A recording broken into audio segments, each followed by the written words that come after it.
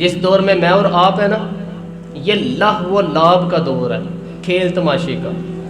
کھیل تماشا ہمیشہ انسان کو لاپرواہ کر دیتا ہے۔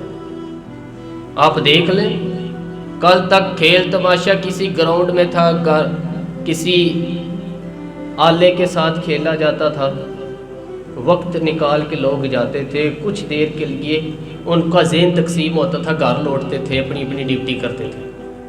اب کھیل تماشے ہماری جیبوں میں آ گئے، چھوٹا آدمی، بڑا آدمی، اس سے بڑا آدمی، وہ سب اس کھیل تماشے میں مبتلا ہے، اور وہ مذاق کی کیفیت اتنی دور چلی گئی ہے۔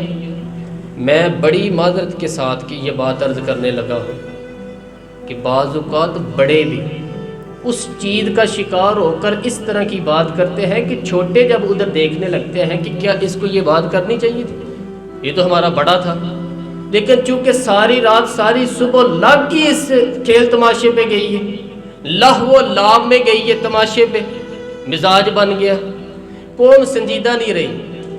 آپ کسی شخص سے بھی بات کر رہے ہوتے ہیں تو وہ چاہتا ہے کہ کچھ دیر نہ میں ان گپ شپ کراں، کھیل تماشا کروں، شغل مغل کروں، بس میں گزر جاؤں۔ سنجیدگی فکر، مزاج کا ٹھہراؤ۔ اور درویشوں نے تو شکوہ کیا ہے کہ عمر بیت گئی، لوگوں کی عمر بیت گئی، ہڈیاں کمبن، گوڈے کھڑکن، اڑ گیا لک تیرا، اجے بھی گناہ تو باز نہ آوے، واہ واہ مرد دلیرا۔ میاں صاحب کہنے لگے یہاں تک تو پہنچ گیا ہے کہ ہڈیاں کمبن اور تیرے گوڈے کھڑکن تے اڑ گیا لک تیرا، وہ اجے بھی گناہ تو باز نہ آوے، او واہ واہ مرد دلیرا۔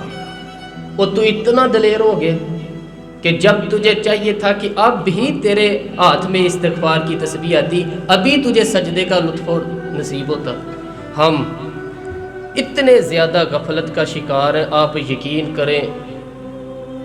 دیکھو، معافی ہوتی ہے عذر کی، معافی ہوتی ہے معذوری کی، بیماری کی، غفلتوں کی معافی